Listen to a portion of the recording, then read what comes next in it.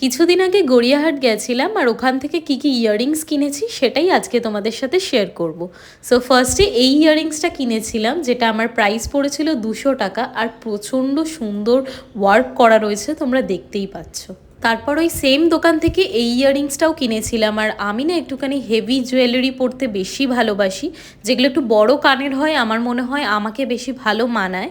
আর এটাও নিয়েছিল কিন্তু 200ই। তারপরে নিয়েছিলাম এই ব্ল্যাক কালারের স্টেটমেন্ট পিসটা, যেটা কিন্তু যে কোনো ওয়েস্টার্ন আউটফিটের সাথে খুব ভালোভাবে মানাবে। আর এটা কিন্তু আমাকে 150 বলেছিল, যেটা আমি নিজের বার্গেনিং স্কিলস দিয়ে 100 রুপিসে নিয়েছি।